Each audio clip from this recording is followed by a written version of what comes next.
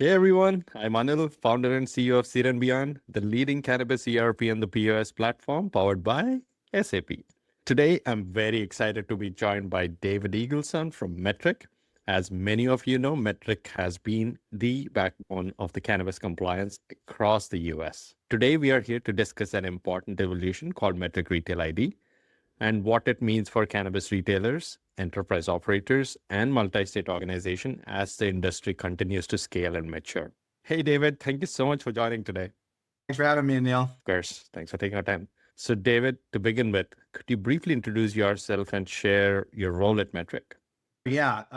First off, happy to be here and really be able to talk about all of the things that we have today.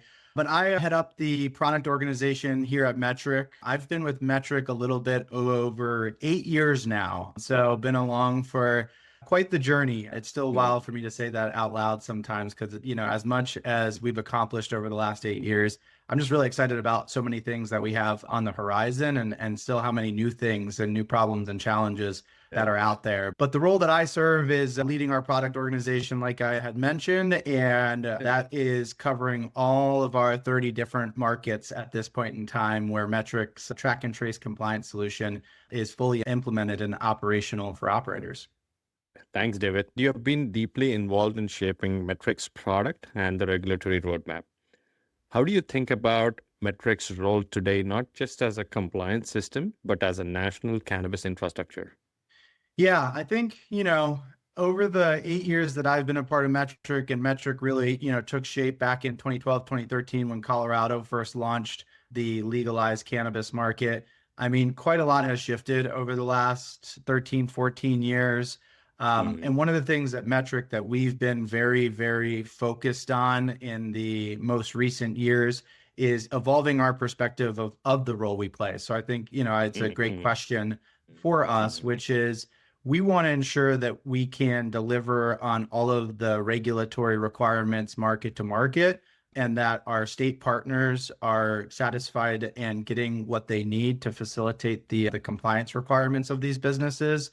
But at the same time, our view and scope of our customer and the people that we want to ensure are supported has expanded to business operators across the entire supply chain, as well as third-party services such as Seed and Beyond when it comes to ERP services, point of sale services.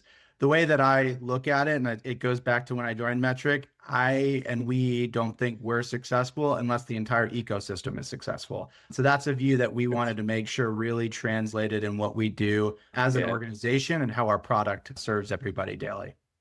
That's a great perspective, David, because according to me, METRC has evolved far beyond just a compliance system. It has become like a foundational infrastructure for the entire cannabis ecosystem in the US. David, let's jump to the core topic. That's a retail ID. For operators who are hearing this for the first time, what is METRC Retail ID and why was it introduced? Yeah, so I mean, it dovetails really nicely to the point of our perspective changing. And so in 2023, we were shifting our approach as an organization at METRC to ensure we were truly understanding the pain points of the industry and how could METRC really help solve some of those pain points. And regardless of whether I was in California or Michigan or Massachusetts or anywhere across the country, some of the most common themes that continued to come up from operators that was not a state-specific ask is that they were very, very challenged with being able to properly label and identify their finished good products. As we know with cannabis and how it sits in the current kind of worldly view and whatnot, there isn't any type of standardization that has ultimately been put in place, whether it be at a federal level or a national level, or just an adopted standards level for most cases of what's in the space, at least from the US's perspective. And because of that, there's these gaps. And whenever we see gaps now, we really want to understand how we at METRC can solve it. And Retail ID was born out of that background with operators challenged on identifying their finished good products. So when you think about Retail ID, I really want you to think about it as a primary identifier for finished good inventory. So this helps the brands and operators to be able to actually label one time and one time only. And so as it goes through the rest of the supply chain, that is the primary identifier of the individual units. And on the retail side, when that arrives at their stores, I saw countless stores that had folks in their back office essentially receiving inventory and spending almost an entire day printing new stickers to be able to identify that with their POS system. And so for us, we were like, that's not the world we want everybody living in. And that's why we spent so much time really investing in Retail ID being a core component of what we do at METRC, both from a compliance perspective, but also really from a business efficiency and operational efficiency perspective. And so that was the core tenet, actually. And sometimes I'll add on to one other piece that has kind of shined through as well, and that is the consumer facing piece. And sometimes with Retail ID, folks end up really understanding, a QR or quick response code. Since COVID happened, everyone knows what that is, right? Where you have your restaurant menus and all of these things, you pull out your phone device and scan it. And that was another piece of the equation that we thought we could tackle here with Retail ID. And that is promoting brands as well as promoting compliance of the supply chain that is regulated and is doing all of these great things to ensure product is safe and available for consumers. So that's part two of what Retail ID is from our perspective, is the consumer facing tool where folks can scan with their phone device and have key information from a public health and safety standpoint as, the forefront of what they see with Retail ID. So I'll bring that kind of home full circle here for you. It's the two-part equation, the supply chain identifier, and then the consumer facing public health and safety tool, all baked into one product. This is highly relevant for enterprise retailers and multi-state operators, where consistency and traceability and also the operational efficiency are essential at scale. David, that brings me to the next question. From retailers' perspective, especially these high volume or multi-store operators, what changes once the Retail ID is in place? Yeah, really, that one piece that was one of our core problems we wanted to solve is now they can shift some of their operational bandwidth from having to manage identifying these products coming into the back of their stores and shift that to the front of the store, in front of the consumer, whether that be from a consumer point of view or a patient point of view. I mean, frankly, the thing that we hear from dispensaries and retailers all the time is, I want to spend less time in the back office and I want to spend more time ensuring that I'm, speaking to our customers, educating our customers and making them aware of all of the good work that this supply chain and industry is doing from a regulated market perspective. And so that's the key takeaway that I really want to see and retailers to see with this is they're shifting their focus from the inventory management side and allowing us, as well as partners like Seed and Beyond from a point of sale perspective, to be able to leverage our technology to support these operators. And then they do what they're best at, which is really talking to and informing the consumers. And then furthermore, with Retail ID, they can do that even more so because they can have folks scanning the individual QR codes and learning more about the product. So educational components are great wins. And then also inventory management efficiencies are really what's going to drive a lot of these retailers to see, the maximum benefits of Retail ID. That's a significant change for retailers, especially those operating in multiple locations. Retail ID becomes part of their core retail workflow. David, one thing we see consistently is that Retail ID only works if ERP and the POS system treat it as a first-class citizen and not an afterthought. What expectations does METRC have from POS and ERP platforms like Seed and Beyond when it comes to the Retail ID support? Yeah, it's a great question, right? And I think it's something that from METRC's point of view, I really want to emphasize here. I mentioned earlier in the interview here that the purpose of what we do and how we operate is that we're only successful if everyone else is successful. So we did not intend for Retail ID to be something that METRC walled off or that it was only available through METRC. So everything we do is extensible via our API for partners like Seed and Beyond to be able to leverage it. And you hit the nail on the head where I've certainly heard more and more demand as folks understand the power of what Retail ID can really deliver to their experience.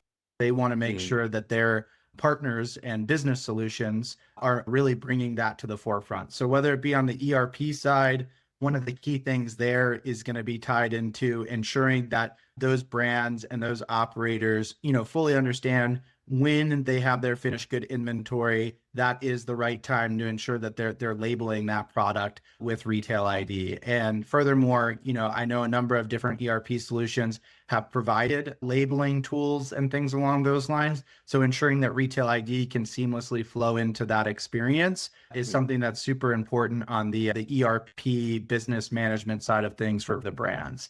On the POS side, it is a cultural shift and technology shift that point of sale systems have to make, where what we're putting forth is an opportunity to really kind of change the mindset of how things have operated for the last 12 or 13 years when it comes to identifying and looking up inventory when it comes around on the finished good products themselves. A lot of folks have historically looked at specific identifiers that they want to sync into their POS system.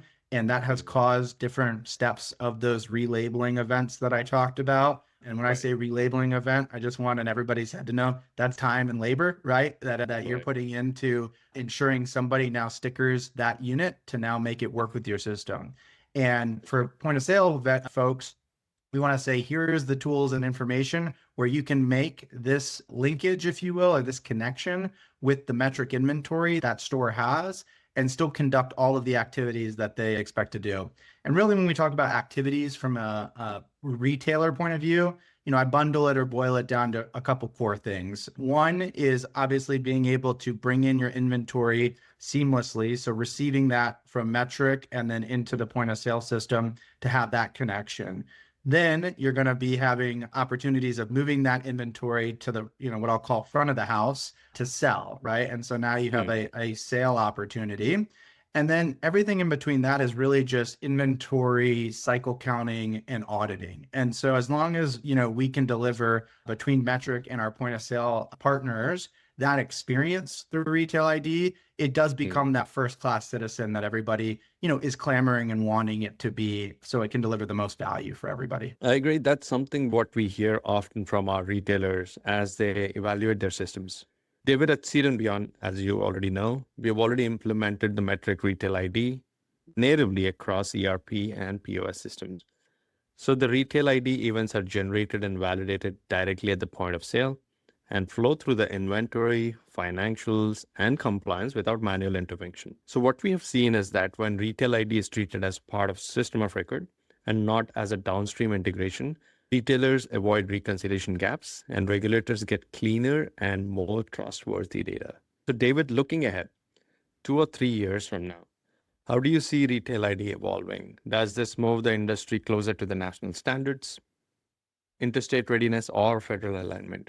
Yeah, 2 to 3 years out from now, we certainly see Retail ID being the key identifier for all finished good inventory. We see it coming to light in the likes of markets such as California and New York, where these demands of really shifting the approach of how things have just been done because it was just done this way for all of time, and all of time is only a couple years, right? That's what I mean about so many opportunities here on the horizon. But we, from Metric's perspective, will be ensuring Retail ID is that first class citizen in everything we do, and we want to make sure, again, it serves all key parties, and all key parties is our regulators, ensuring that this really helps shine through everything from a public health and safety standpoint on the actual information that is covered into the QR code itself for consumers and patients. On the brand side, that they're able to ultimately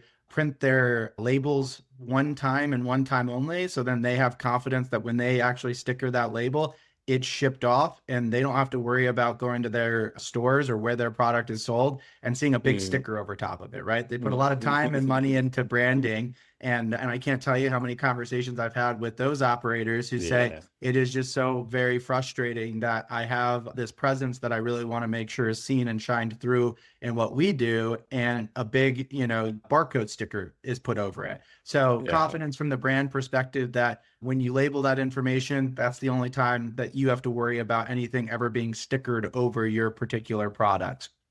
Then on a retailer side of things, I know I've touched on it a little bit, but just to bring it home, really retailers not having to think about this as only part of their inventory or part of what is in their workflows is retail ID only. We want to be able to say, this is the better solution and way of doing business.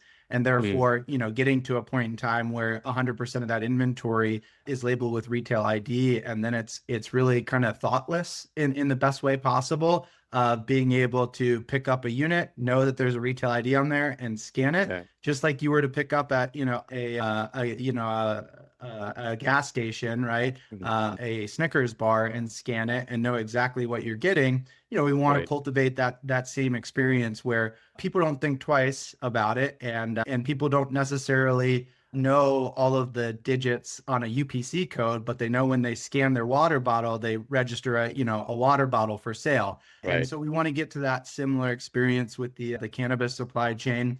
But, unlike the other CPG supply chains and whatnot, we do think that retail ID takes a step forward when it comes to the 2D barcode being the QR code, because not only do we have a scannable identifier like I talked about at the opening, but we also have that element where consumers can engage with it and learn more. So that's really, the goal and direction of where we will continue to head. And just in 2 to 3 years from now, we want to be able to look up and say that we delivered on those experiences for all parties involved.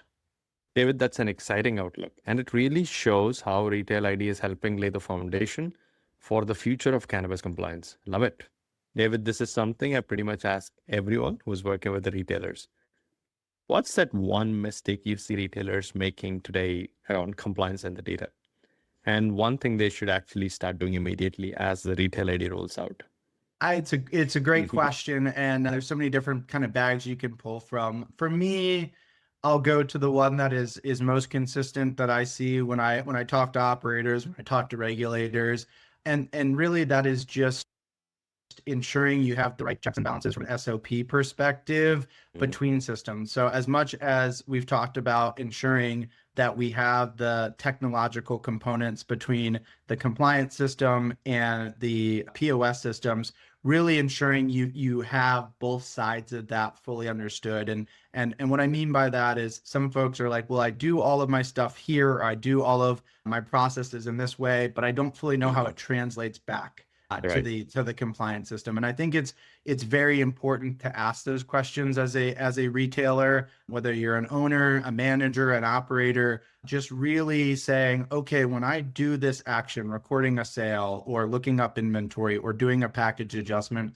how does that translate over to what that experience looks like from the compliance side? And do I have a full grasp of that? So that's just kind of one kind of entry level thing of making sure you have that baseline. And then I think the next step too is when it comes to where we're heading. And since the conversation here with Retail ID is big today, is awareness on what inventory actually has Retail IDs associated to it. Because I know some folks right now are like, whoa, I didn't even realize I had inventory in my facility that's labeled with Retail ID. So we've done a lot on the METRC end, whether it be via our transfer manifests or indicators directly in the compliance platform, to bring awareness to what inventory has Retail IDs. So just taking a step and also kind of looking at your existing inventory, seeing what you have already on hand with Retail ID. And if you haven't had any experience with it yet, I certainly encourage you at least taking a little time to check that out and learn a little bit more about it, and then ask how that can work with your point of sale provider. That's really helpful, and something every retailer should be thinking about it right now. From my perspective, again, just from the ERP side, retailers should focus on selecting the right POS system that can seamlessly integrate with their ERP, like while maintaining the ERP as a system of record for inventory, financials, and operational data. See, Retail ID is clearly becoming essential for the cannabis retailers, and operators need a system that supported seamlessly across ERP and the POS. Like I mentioned earlier, Seed and Beyond ERP and the POS system provides a native retail ID support, giving operators a single audit-ready platform they can rely on. So David, thank you again for joining us and for sharing your insights. This has been a great conversation. Awesome. Thank you, Anil, for the time, and I really appreciate it.